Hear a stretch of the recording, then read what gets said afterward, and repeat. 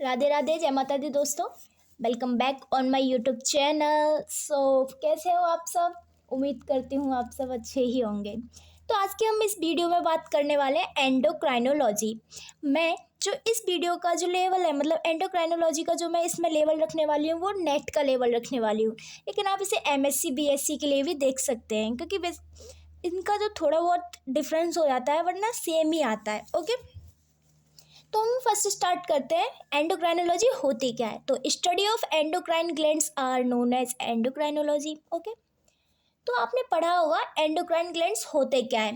Endocrine glands वो glands होते हैं जो अपना सीक्रेशन है वो डायरेक्टली पोर करते हैं कहाँ पे, इनटू द ब्लड, और इसी सीक्रेशन को हम बोलते हैं हार्मोन्स। ओके, तो एंडोक्राइनोलॉजी में हम क्या क्या पढ़ते हैं? स्टडी ऑफ एंडोक्राइन ग्लैंड्स, उनके सीक्रेशन के बारे में, और उनसे जो डिसीज़ हो सकती है और उन्हें हम कैसे डायग्नोस कर सकते हैं, उनका ट्रीटमेंट कैसे कर सकते हैं, उनके बारे में पढ़ते हैं। ओके, और ये जो ग्लैंड्स होते हैं वो डक्टलेस होते हैं, ये बात आपको पता ही होगी। चलो, तो इनकी बेसिक प्रॉपर्टी देखते हैं हार्मोन्स की, यानी एंडोक्राइन ग्लैंड्स का जो सीक्रेशन है जिसे हम हार्मोन्स के नाम से जानते हैं, उनकी बेसिक प्रॉपर्टीज़ देखते हैं। रिलीज इन ट्रेस अमाउंट, यानी ये बहुत कम अमाउंट में ही रिलीज होते हैं और अपना काम कर देते हैं। अगर ज़्यादा या कम अमाउंट में होंगे, अपने मतलब एक लेवल से ज़्यादा या कम अमाउंट में रिलीज होंगे तो क्या होगा, डिसीज़ करेंगे। सर्कुलेटरी होते हैं, यानी कि जैसे सर्कुलेटिंग, यानी कि ब्लड के साथ हमारा ये ब्लड ही जो है इनको इनकी डेस्टिनेशन पे पहुंचाता है। तो इनकी जो सिग्नलिंग होती है वो पैराक्राइन हो सकती है, ऑटोक्राइन एंड जस्टाक्राइन भी हो सकती है। और ये रिसेप्टर स्पेसिफिक होते हैं, यानी कि जहाँ पे इनका रिसेप्टर होगा ये वहीं पे जाके बाइंड करेंगे एंड अपना इफेक्ट दिखाएंगे। तो इनका regulation of efficiency of response के बारे में पढ़ते हैं। पहला है हमारा डाउन रेगुलेशन। डाउन रेगुलेशन में क्या होता है कि अगर हमारा हार्मोन ज़्यादा है तो उसका जो नंबर ऑफ रिसेप्टर होंगे कम होंगे। क्यों होंगे? क्योंकि हार्मोन्स ज़्यादा हैं और वो अपने रिसेप्टर से बाइंड कर जाएंगे, तो जाहिर सी बात है कि जो रिसेप्टर्स का नंबर है वो कम होगा, यानी डाउन रेगुलेशन में हार्मोन्स ज़्यादा होंगे और उनके रिसेप्टर कम होंगे। वैसे ही अप रेगुलेशन है, इसमें क्या होगा, हमारा हार्मोन का अमाउंट जो वो कम है तो नंबर ऑफ रिसेप्टर खाली ज़्यादा होंगे। थर्ड है हमारा पॉजिटिव फीडबैक। पॉजिटिव फीडबैक में हम क्या देखते हैं कि स्टिमुलेट करता है ग्लैंड को ताकि वो प्रोड्यूस कर सके मोर हार्मोन्स, यानी पॉजिटिव फीडबैक दे रहा है कि भाई तुम हार्मोन्स की कमी हो रही है बॉडी के अंदर, तुम ज़्यादा से ज़्यादा हार्मोन्स को सीक्रेट करो। नेगेटिव फीडबैक में क्या होता है कि पर्टिकुलर कोई ग्लैंड है जहाँ से कोई भी हमारा हार्मोन रिलीज हो रहा है उसे इनहिबिट करेगा कि अब जो है हार्मोन्स बहुत ज़्यादा हो गए हैं तो तुम हार्मोन्स की क्वांटिटी जो है उसे डिक्रीज कर दो। तो ये हमारा नेगेटिव फीडबैक होगा। फिफ्थ है हमारा एंटागोनिस्ट। एंटागोनिस्ट मतलब होता है कि अपोजिट। तो कुछ हार्मोन्स ऐसे होते हैं जो अपोजिट काम करते हैं एक दूसरे के, जैसे हमारा insulin and glucagon. Okay, insulin हम जैसे आपने सुना होगा कि इंसुलिन का इंजेक्शन लगाया जाता है। वो कब लगाया जाता है? जब हमारी ब्लड शुगर जो है वो ज़्यादा हो जाती है, यानी कि जो ग्लूकागॉन है वो उसका वर्क क्या होगा कि वो जो ब्लड शुगर है उसको इंक्रीज करता होगा, और इंसुलिन क्या कर रहा है, ब्लड शुगर को डिक्रीज करता है। ठीक है। ब्लॉक रिसेप्टर, इसमें क्या होता है, drug which mimic like a hormone and block the binding of receptor. जैसे कोई ड्रग है हमारा, जैसे इसमें एग्जांपल्स भी दे रखा है हमारा कि RU486। ये एक ड्रग है जो कि एक हार्मोन की तरह मिमिक, यानी हार्मोन की तरह ही उसकी जो शेप वगैरह है वो दिखेगी, जिससे क्या करेगा, ये हार्मोन के रिसेप्टर पे जाके बाइंड कर जाएगा, तो हार्मोन बाइंड नहीं कर पाएगा और उसका इफेक्ट नहीं दिखा पाएगा। तो जो RU486 जो ब्लड है, जो RU486 जो हमारा ड्रग है वो बाइंड करता है प्रोगेस्टेरॉन के रिसेप्टर से, जिसके कारण क्या होगा, ये इनहिबिट कर देता है रिसेप्टर ऑफ प्रोगेस्टेरॉन हार्मोन। और ये कब होता है? जब हमारा इम्प्लांटेशन का समय जो होता है उस टाइम पे ये RU486 जो है ड्रग वो आ सकता है। ओके, अब हम पढ़ेंगे क्लासिफिकेशन ऑफ हार्मोन्स के बारे में। क्लासिफिकेशंस जो होता है क्लासिफिकेशन जो होता है हॉर्मोन्स का वो दो बेसिस पे होता है, एक तो सॉल्युबिलिटी के बेसिस पे, एक कंपोजिशन के बेसिस पे। अगर हम सॉल्युबिलिटी की बात करें तो ये दो तरीके का होता है, वाटर सॉल्युबल या लिपिड सॉल्युबल। अगर हमारा कोई भी हार्मोन वाटर सॉल्युबल है तो वो एक तो एक्स्ट्रा सेलुलर रिसेप्टर पे जाके बाइंड करेगा, यानी रिसेप्टर जो है वो हमारा प्लाज्मा मेम्ब्रेन के ऊपर प्रेजेंट होना चाहिए, और इसको जरूरत होती है सेकेंडरी मैसेंजर का। आपने अगर सिग्नलिंग कभी पढ़ी होगी, सेल सिग्नलिंग, तो उसमें हम देखते हैं कि जैसे जीपीसीआर सिग्नलिंग वगैरह है, इसका जो प्राइमरी मैसेंजर होता है जिसे हम लाइगेंड के नाम से भी जानते हैं, वो सेल की सरफेस पे ही आके बाइंड कर जाता है क्योंकि रिसेप्टर ऊपर ही प्रेजेंट है।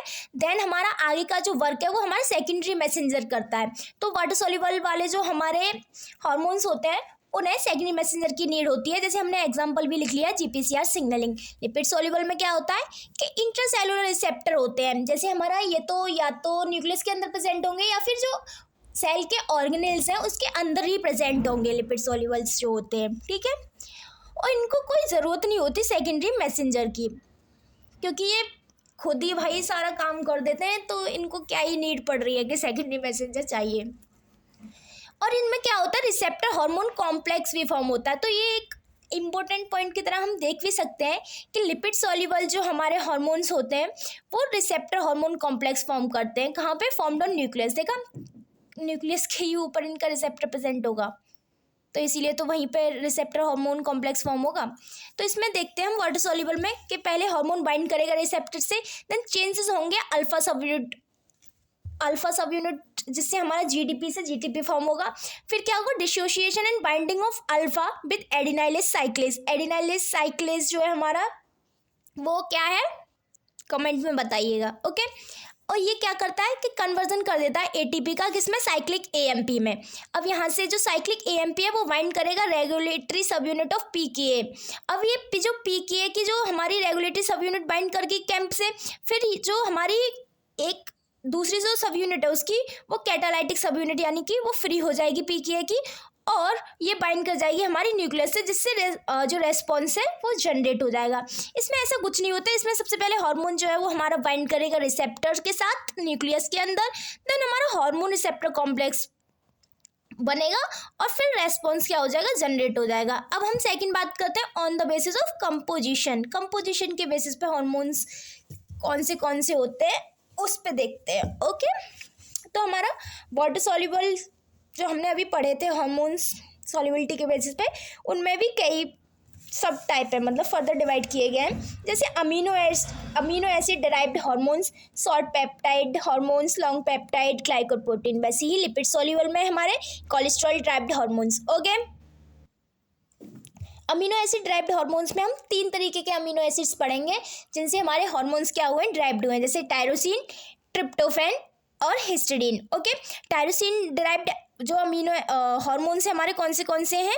Epinephrine, norepinephrine, dopamine. अब मुझे आप लोग कमेंट करके बताइएगा एपिनेफ्रिन और नॉरएपिनेफ्रिन का दूसरा नाम, ओके। सेकंड हमारा अभी मैंने बताया था ट्रिप्टोफैन अमीनो एसिड है, जिससे हमारा जो ड्राइव्ड हार्मोन्स है वो कौन से? Serotonin, melatonin.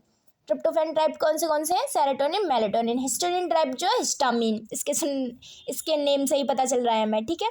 Short peptide hormones, short peptide मतलब उसकी जो पेप्टाइड चेन होगी वो शॉर्ट होगी, जो कि 49 अमीनो एसिड से भी कम की होगी, जैसे MSH, ADH, ऑक्सीटोसिन। MSH यानी मेलानोसाइड स्टिमुलेटिंग हार्मोन, ADH यानी एंटी डायरेटिक हार्मोन जिसे हम वैसोप्रेसिन के नाम से भी जानते हैं, ऑक्सीटोसिन जिसे हम लव हार्मोन के नाम से भी जानते हैं।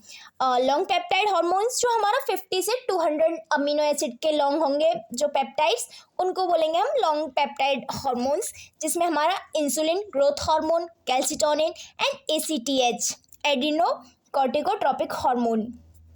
चौथा है हमारा ग्लाइकोप्रोटीन, जो ग्लाइकोप्रोटीन ड्राइव्ड हार्मोन्स होंगे, जैसे हमारा TSH, LH, FSH, thyroid stimulating hormone, luteinizing hormone, follicular stimulating hormone.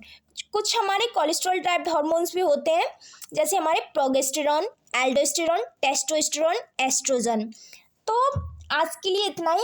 अब जो मैंने जितने भी ये क्लासिफिकेशन के बेसिस पे पढ़ाए हैं, इसमें डायरेक्टली सेक्शन बी में हमारा नेट में क्वेश्चन आ जाता है कि which hormone is the derivative of amino acids, which is the example of long peptide hormone, ऐसे हमारा पूछ लेता है। तो ये एक इंट्रोडक्शन के बेसिस पे एंडोक्राइनोलॉजी की क्लास हो गई। अब बाकी हम नेक्स्ट क्लास में डिस्कस करेंगे। ओके, तो बाय बाय।